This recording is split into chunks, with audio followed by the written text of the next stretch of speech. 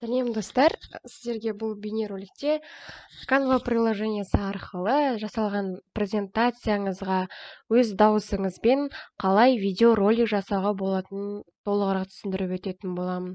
Яғни Canva приложениесі арқылы дайын презентацияға диктордың даусымен видеоролик жасау.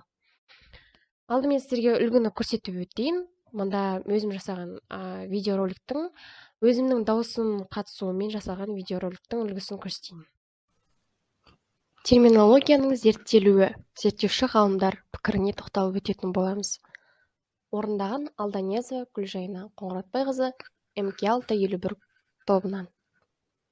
Шетелдік зерттеуші ғалымдардың терминологияға қатысты ойлары. Ахмет Байтұрсынұлы, көрнекті қоғам қайраткері, ғалым, ағартушы ғалым ретінде бізге танымал адам. Қазақ терминологиясының әрі жол салушысы, әрі негізін қалаушысы болып танылады. Ретінде қалыптастырған. Сонымен қатар, Ахмет Байтұрсынұлы тіл туралы сол тілде тілдесім жасау, ғылыми ізденістер жасау деп атап. Ахмет Байтұрсынұлының терминологиялық мұрасында термин жасамның осы екі негізгі жолы бірін-бірі қиып өтпеген, яғни Ахмет Байтұрсынұлы термин жасағанда ең алдымен қазақ халқының жалпылама, абстракциялық ойлау салыстыра келіп, екі бағытқа тоқталады, яғни терминді белгілі бір затпен байланысты қарайтындар біріншісі болып саналса, екіншісі терминді терминологиясы өзінің даму тарихында бірнеше кезеңдерден өтті. Қазақ терминологиялық жүйесі дамуының осы үлгіні көре отырып, түсініп отырсыздар, артында диктордың дауысы тұр, және слайд тұр, және видеоролик ретінде сохранить етілген ютубта. Жақсы. Canva приложениесіне көшеміз. Canva приложениесіне менде дайын презентацияны сіздерге қалай видеоролик ретінде жасау керек екенін көрсетейін.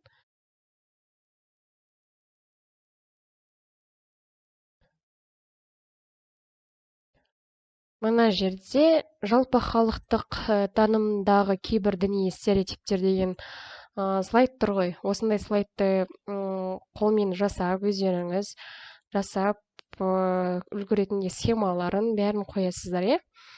Енді осыған өзіңіздің даусыңызбен видеоңызды қалай жасаймыз? Презентация деген бөлім. Осы жерде галочка презентация. Бұл жерде стандарт деген үстін басамыз. Дағы стандарт дегенді таңдамаймыз. Презентация и запись дегенді таңдаймыз. Яғни запишите свою презентацию деп көрсетіп тұр. Бұл галочка қай кезде пайда болады? Егер Canva сізде обновление жасалған болса, онда презентация және запись деген болады. Соңғы обновлениедегі Canva приложениесінде осында бар болу керек. Осы приложение презентация запись деген басып, далее қосамыз. Перейти в студию звукозаписи дегенді басамыз. Мінекей жасаған слайдыңызға байланысты бірінші камераңызды тексертіп алсаңыз да болады. Мына жерде камераны қоссаңыз, өзіңіздің сөйлеп жатқан, данныймен сөйлеп жатқан видеоңыз мына жерде қосылдырады. Егер қоспасаңыз да болады. Жаңағыдан даусымды қосам десеңіздер, және микрофоныңыз тексеріледі. Начать записьті басасыз. Осы алдағы уақытта экраның көрініп тұрады. Экранда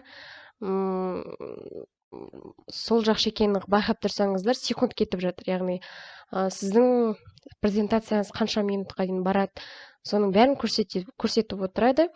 Пауза үзіліс жасаймын десеңіз, паузаға бассаңыз болады, былай возобновить деп, қайттан жалғастырсаңыз болады. Мұнда даусыңыздың жазылып жатқан туралы не тұр, символ тұр, яғни осында презентацияға даусыңыз кіріп жатыр деген. Мұндағы тақырыпты оқисыз, слайдтағы жазуларды оқисыз, өзіңіздің мәтініңізді түсіндіресіз, аузыңызбен даусыңыз жазылып жатады мұнда. Барлығын осылай оқып түсіндіріп шыққаннан кейін сурет те көрінеді, барлығы да көрінеді. Остановить запись деген оң жақ шекеде тұр ғой. Соны бассаңыздар, слайд бітіріп, даусыңызды аяқтап, оқып бітірген болсаңыздар, автоматты түрде сохранение жүргізіледі. Осы жерде сохранить и выйти дегенді баспаймыз, скачать дегенді басамыз. Загрузить запись дегенді басамыз, видеоролик ретінде сақтау үшін. Мында автоматты түрде белгі тұр. Ол жерде видеоңыз сақталып жатыр деген белгі.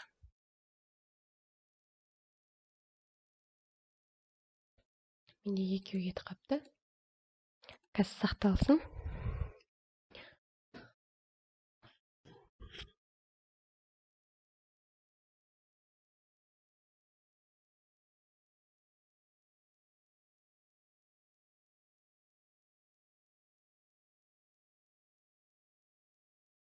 Осы жерде рабочий стол, компьютеріңіздің қай папкасына сақтау керек екені шығады. Мысалы, рабочий стол 1 деп папканың атын сохранить етіп қойсам, мұнда ашамыз 1. Алдағы уақытта экраның көрініп тұрады. Экранда презентацияңыз қанша минутқа дейін барады. Бағана сіздерге түсіндіріп жатып сөйледім ғой, соның дауысы мысалы мына видеороликке сақталып қалды. Егер сіздер слайдыңыздың мәтінін оқитын болсаңыздар, солай сақталады. Мінекей видеоролик осылай қалыптасады. Оқисыз, слайдтағы жазуларды оқисыз, өзіңіздің мәтініңізді түсіндіресіз, аузыңызбен даусыңыз жазылып жатады мұнда. Сіздерге түсінікті деп ойлаймын. Canva приложениесімен қалай дауыс пен видеоролик жасау керек екені. Жақсы, рахмет.